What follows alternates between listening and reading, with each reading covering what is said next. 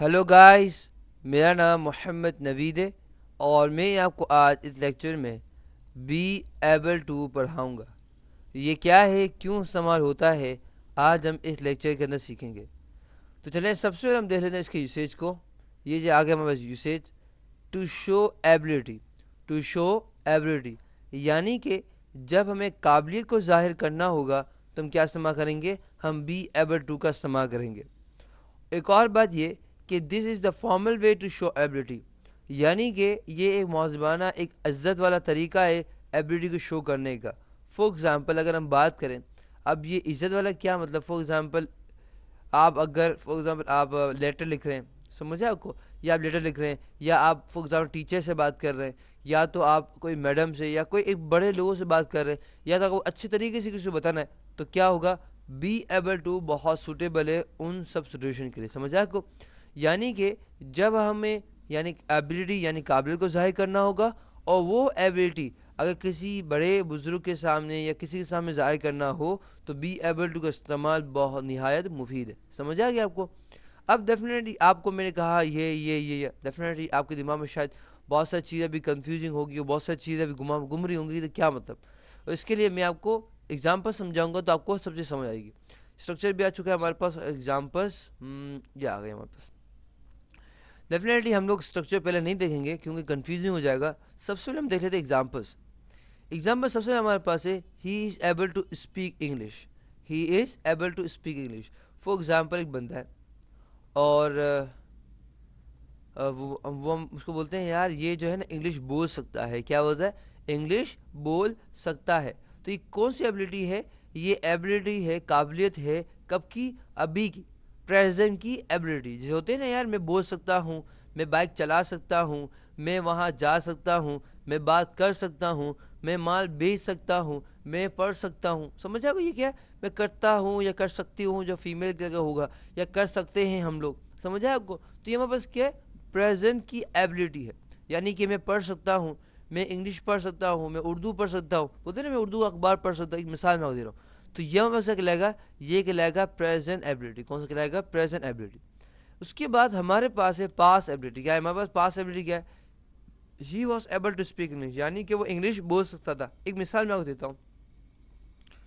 For example एक बंदा है जिसकी उम्र अभी कितनी, 80 साल है। कितनी साल है, 80 साल। और वो कहता है कि जब मैं जवान था ना, जब मेरी उम्र 40 साल की है, जब मैं 20 साल का था, तो मैं दौड़ सकता था, मैं वेट लिफ्टिंग कर सकता था, मैं वहाँ जा सकता था, मैं पैदल पता नहीं कहाँ को इतना इतना चल सकता था। अब मैं इतना नहीं चल सकता। समझ आपको। तो ये मैं क्या कहलाया, ये कहलाया पास एबिलिटी। क्या कहलाया हमारे पास, पास एबिलिटी की माजी की काबिलियत जो अभी मौजूद नहीं है। समझ आया आपको। जैसे फॉर एग्जाम्पल एक बंदा होता है जो बहुत अच्छे बहुत तेज़ी से बाइक चलाता है। फॉर एग्जाम्पल एक बंदा है जो बहुत तेज़ी से बाइक चलाता है, सही। अब क्या हुआ, अब क्या हो गया, उसका एक्सीडेंट हो गया और उसकी टांग में क्या आ गया, अब रॉड आ गई। तो अब क्या करेगा, यार अब मैं बाइक नहीं चला सकता। समझ आया आपको। तो पहले क्या बाइक चला सकता था, अब ये नहीं चला सकता। समझ आ गया आपको ये क्या है।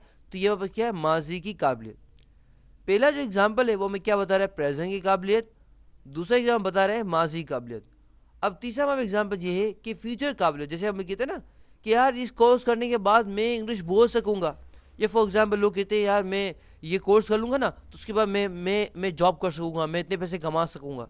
तो ना अभी ना कमाया था, ना कमा रहे हैं, मगर कमा सकेंगे। जैसे बोलते हैं यार, मैं फॉर एग्जाम्पल लोग कहते हैं कि यार जब 18 साल का हो जाऊंगा उसके बाद मुझे शनाख्ती कार्ड मिलेगा तो मैं बाइक चला सकूंगा, मैं डेफिनेटली पेपर्स होंगे तो मैं गाड़ी चला सकूँ। एक मिसाल मैं आपको दे रहा हूँ। तो क्या चला सकूंगा। समझ आया आपको।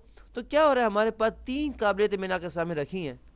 पहली काबिलियत है प्रेजेंट की, दूसरी काबिलियत है माजी की, और तीसरी काबिलियत है फ्यूचर की। अब इसको स्ट्रक्चर के थ्रू समझते हैं। सबसे पहले हम देख लेते हैं सब्जेक्ट क्या है। सब्जेक्ट मीन्स कौन। समझ आए को। जब हमारे पास यहाँ पर देख रहे हैं सब्जेक्ट, हमारे पास क्या ही है, देख रहे हैं। तो सब्जेक्ट यहाँ पे आप देख रही है। तो सब्जेक्ट मीन्स कौन, ही मतलब वो, शी हो गया, ही हो गया, इट हो गया, यू हो गया, यू मीन्स तुम, वी मीन्स हम, दे मीन्स वो। समझ आया कि या मेरा नाम भी आ सकता है, यहाँ पे आपका नाम भी आ सकता है, कोई भी नाम आ समझ आया या में कौन, सही। उसके बाद डेफिनेटली हमारा बी आया, और बी के अंदर हमारे पास क्या है, हमारे पास है एस एम आर। क्या है हमारे पास, एस एम आर। इज क्या करता है, अगर हमारा सब्जेक्ट क्या हो सिंगुलर हो, जैसे अगर हमारे पास देख लें सिंगुलर में क्या हो, हमारे पास ही हो गया, हम अगर हमारे पास शी हो गया, हमारे पास इट हो गया, सही। तो फॉर एग्जाम्पल कोई भी सिंगुलर नेम होगा तो सिंगुलर नेम के साथ क्या आएगा, हमारे पास इज है, क्या आएगा हमारे पास इज। जैसे अब जैसे हमारे पास सिंगुलर क्या ही है तो उसके साथ क्या है हमारे पास इज है, समझ आया आपको।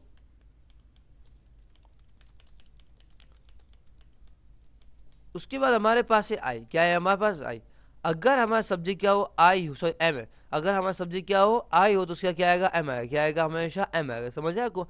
कभी आपने ये सुना होगा आई आर नहीं सुना होगा, नहीं कभी आपने आई एस सुना होगा, बट आपने ज़रूर सुना होगा कि अगर हम बात करते हैं आई की तो आई के साथ क्या आता है हमेशा एम आता है, क्या आता है एम आता है, सही। अगर सब्जेक्ट हमारे पास, अगर यहाँ पे सब्जेक्ट फॉर एग्जाम्पल आई हो तो हम क्या इस्तेमाल करेंगे, यहाँ पे एम इस्तेमाल, क्या इस्तेमाल करेंगे हम एम इस्तेमाल, सही है।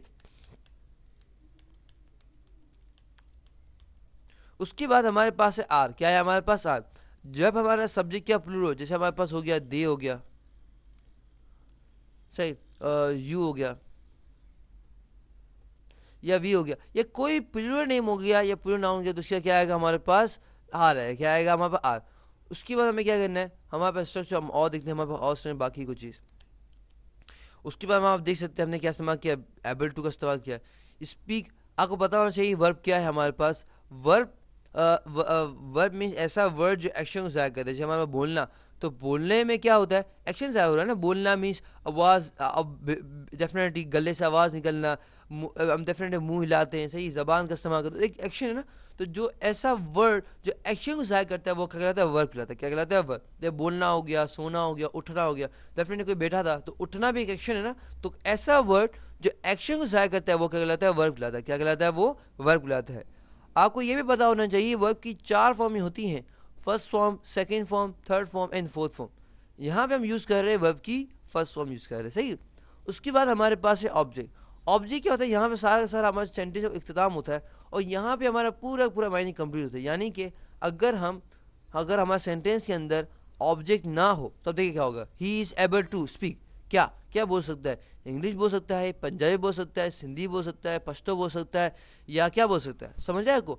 तो जब हमने क्या लगा दिया, हमने ऑब्जेक्ट यहाँ पे लगा दिया तो क्या हो, पूरी पूरी मायने क्या हो, कंप्लीट हो गए।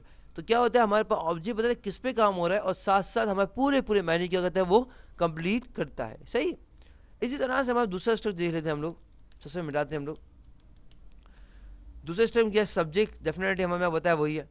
अच्छा, अब हमें क्या है वॉज वर्ड, क्या है हमें वॉज वर्ड, वेयर नहीं वर होता है, सही। लोग सुन क्या कहते हैं इसको, कहते हैं वर्ग, वेयर कहते हैं, वेयर नहीं वर है, सही है।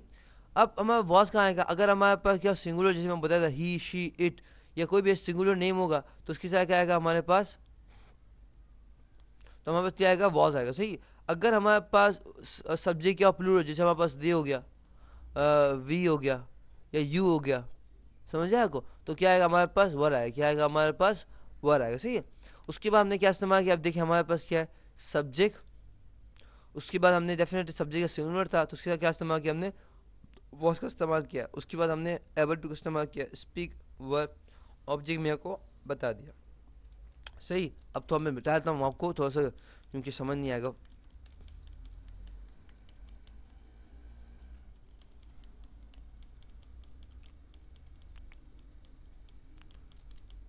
ये ऐसे ये लीजिए। उसके बाद हमारे पास क्या है, ही डेफिनेटली हमारे पास आ चुका है। ही के साथ में क्या डेफिनेटली विल भी लगाना है, यानी कि अगर वो चाहे कि वो दे हो, वी हो, आई हो, कुछ भी हो तो हमें फ्यूचर का क्या होता है ना, विल भी बनाना होता है। फिर एबल टू हमारा ये आ गया, वो कि फर्स्ट फॉर्म हमारे पास सब स्पीक आ गया और इंग्लिश क्या हमारे पास ऑब्जेक्ट आ गया, समझ आ गया आपको। तो आज के लेक्चर हमने क्या पढ़ा है, आज के लेक्चर हमने पढ़ा है कि बी एबल टू क्या है। हमने पढ़ा कि टू शो एबिलिटी यानी कि काबिलियत को शो करने के लिए हम बी एबल टू इस्तेमाल करते हैं और ये एक फॉर्मल वे है एबिलिटी को शो करने का। हमने स्ट्रक्चर्स भी देखे, हमने एग्जांपल्स भी देखा और तो एग्जांपल्स में हम देखी कि भाई किस तरह से बी एबल टू इस्तेमाल हम कर सकते हैं। मैंने पूरी कोशिश की आपको समझाने की। अगर अभी कोई मसला हो तो हमारे और मॉडर्न ग्रामर के अंदर बाकी बी एबल टू के अंदर बहुत सारी जो हमारे पास एग्जाम्पल्स पढ़ी हैं तो आप वहाँ देख लें, आपको सारी कंफ्यूजन दूर हो जाएगी। तब भी दूर ना हो तो हमारे कॉन्टैक्ट के पेज में जाके हमें आप ईमेल भी कर सकते हैं। डेफिनेटली जैसा मुमकिन हुआ हम आपको रब्ता भी कर लेंगे और कन्फ्यूजन भी दूर कर देंगे। तो अल्लाह फ़ी अमान अल्लाह, इंशाल्लाह आपसे अगले लेक्चर में मुलाकात होती है। टिल देन अल्लाह हाफ़िज़।